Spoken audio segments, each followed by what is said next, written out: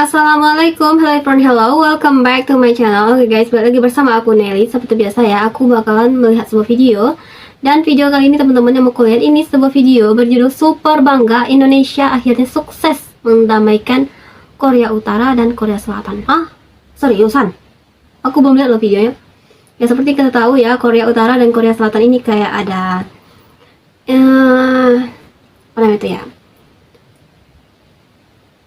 kurang baik lah hubungannya gitu, Korea Utara dan Korea Selatan ini kayak ada perselisihan gitu guys.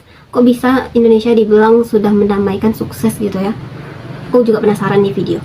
Oke, sebelum kita mulai ini video, buat teman-teman yang udah mampir channel aku, makasih banyak. Semoga teman-teman semuanya panjang umur, murah rezeki, dan selalu diberi kesehatan, amin. Jadi cus dulu kita lihat videonya, aku udah penasaran banget ini.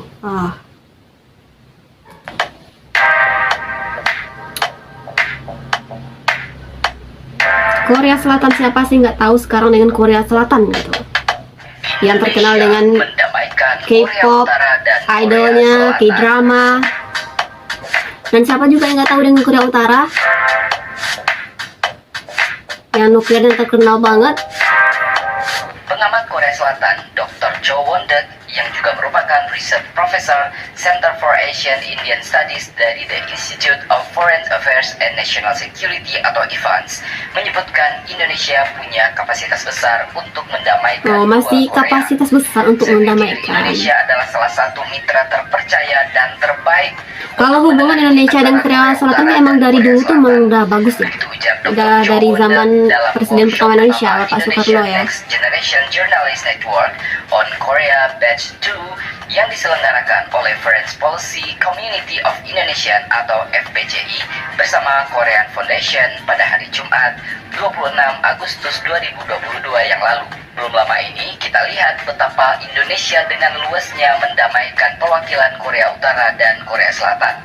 Perdamaian itu terjadi dalam acara yang digelar di Kementerian Luar Negeri Polandia pada hari Sabtu 13 Januari 2018 yang lalu. Lewat akun Instagramnya, Duta Besar Indonesia untuk Polandia, Peter F. Gota, berbagi foto Duta Besar Korea Selatan dan Korea Utara yang saling bersalaman. Saya minta Bapak Duta Besar Korea Selatan di kiri dan Korea Utara di kanan bersalaman ditengahi Duta Besar RI. Mereka tertawa terbahak-bahak senang dan meminta fotonya. Begitu tulis Peter di akun Instagramnya. Kita perlu perdamaian di dunia. Ternyata dua-duanya mereka legowo dan senang. Jadi sebetulnya, these two brothers countries will always be brothers despite how the world look at them. Dua negara bersaudara akan selalu bersaudara meski apapun yang dilihat dunia atas mereka. Begitu tulis Peter. Peter, pionir pertelevisian komersial di Indonesia, menuturkan Dubes Korea Selatan di Polandia mengaku bahwa untuk pertama kalinya dia dan Dubes Korea Utara berbicara dalam bahasa Korea. Saya katakan, Indonesia selalu menjadi negara yang menginginkan perdamaian, dan Anda berdua adalah saudara kami di Asia. Mereka cukup terharu. Begitu tulis Duta Besar Peter F. Gota. Kementerian Luar Negeri Polandia pun minta dikirimi foto tersebut, lantaran foto bersejarah itu terjadi di acara Kementerian Luar Negeri Polandia. Wow, bersejarah banget loh fotonya guys. KBRI Polandia. Presiden Jokowi sempat mengusulkan agar ASEAN dan Korea akan mengundang pemimpin Korea Utara Kim Jong-un hadir di puncak pertemuan. Sehingga Indonesia sebenarnya berperan aktif dalam mengatasi masalah-masalah yang rumit yang telah terjadi. Menurut Dr. Jo, hal ini didukung oleh Indonesia yang memiliki kedutaan Korea Utara di Jakarta dan begitu juga kedutaan besar Republik Indonesia di Pyongyang, Korea Utara. Indonesia juga memiliki sejarah kerjasama yang panjang dengan Korea Utara. Sekali. Dalam workshop bertema Assessing Indonesia Korea Special Strategic Partnership Toward its 50 Years Diplomatic Relationship. Jadi hubungan Indonesia dan Korea Utara tuh bukan baru-baru ini aja, tapi udah dari zaman dulu ya guys. Jelang perayaan hubungan diplomatik ke-50 tahun. Di masa yang penuh tantangan ini, kawasan Indo-Pasifik tak luput dari sejumlah isu dan konflik, terutama dengan meningkatnya persaingan strategis China dan Amerika Serikat dari segi ekonomi. Begitu kata Dr. Jo Won-deuk. Selain persaingan antara Amerika dan China dalam bidang ekonomi, Dr. Jo turut menyebut pandemi COVID-19 juga menjadi tantangan bersama selama 2,5 tahun terakhir.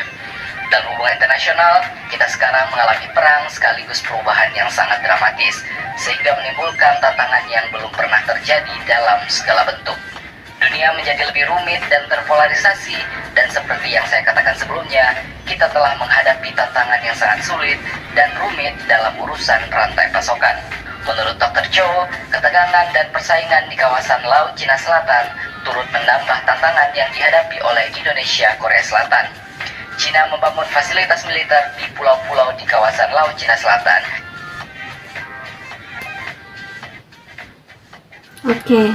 Pada saat yang sama, kita telah melihat pengaruh Tiongkok yang berkembang dan pengaruh mereka di Asia Tenggara termasuk Samudra Hindia. Dr. Cho mengatakan, berdasarkan konteks penelitiannya, pihaknya telah mengasumsikan terjadi penurunan relatif pada peran multilateralisme dan sebagai gantinya terjadi kebangkitan permasalahan yang berujung pada pelemahan identitas di Pasifik. Dalam paparannya, Dr. Cho menyebut Indonesia dan Korea Selatan memainkan sejumlah peran penting dalam dunia internasional, terbukti dalam keterlibatan kedua negara di forum dan keanggotaan luar negeri. Indonesia memimpin dan memprakarsai sejumlah gerakan internasional, sebut saja Gerakan Bebas Aktif, Konferensi di Bandung atau Gerakan Non-Blok, dan memimpin sejumlah forum multilateral seperti IORA, G20, ASEAN, MIKTA, dan APEC. Dr. Cho juga menyebut posisi Indonesia yang tidak memihak antara Amerika Serikat dan Cina, serta memimpin ASEAN Outlook on the Indo-Pacific atau AOIP. Oleh sebab itu, Dr. Cho menilai bahwa Indonesia adalah partner penting Korea Selatan sehingga mampu menjalin kemitraan strategis. Perasaan dari dulu Indonesia ini netral ya guys ya. Untuk terus meningkatkan kerjasama industri pertahanan dan meningkatkan peningkatan kapasitas dan pengembangan penelitian serta pengembangan dan perlindungan bersama mengenai kerjasama industri ketergantungan. Indonesia Korea Selatan telah membahas isu-isu yang komprehensif termasuk isu-isu ekonomi politik.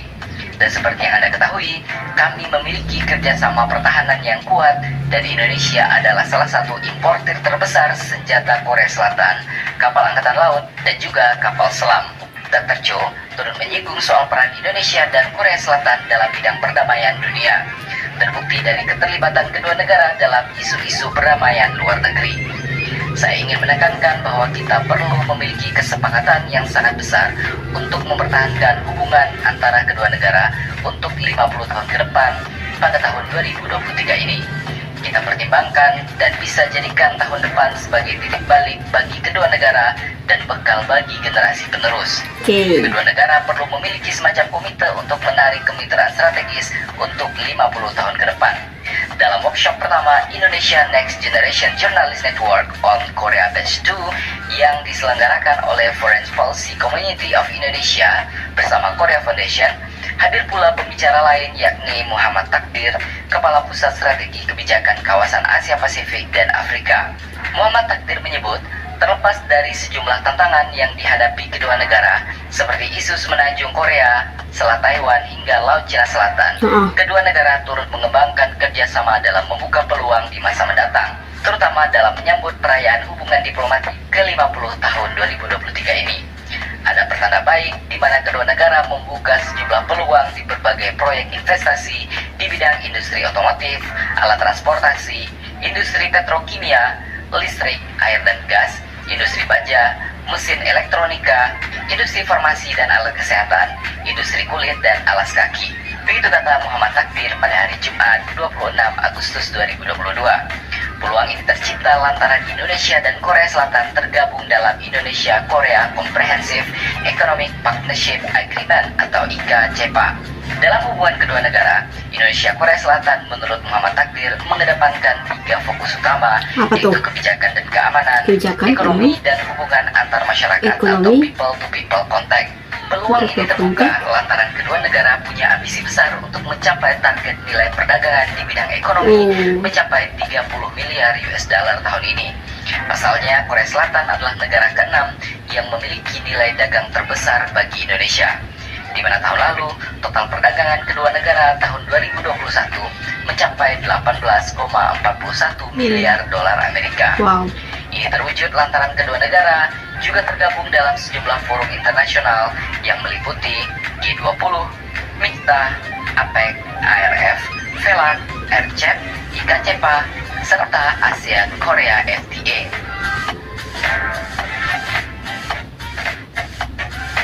Nah, sesuai judulnya tadi ya, Indonesia yang sukses yang bikin Di sini terlihat jelas mendamaikan bahwa Indonesia Korea Utara dan berperan yang Korea besar Selatan ya. dalam mendorong perdamaian dua Korea yang jauh lebih baik ke depannya. Sesuai dengan amanat pembukaan Undang-Undang Dasar 1945, Ketertiban Dunia dan Perdamaian Abadi. Jadi, bagaimana menurut pendapat Anda?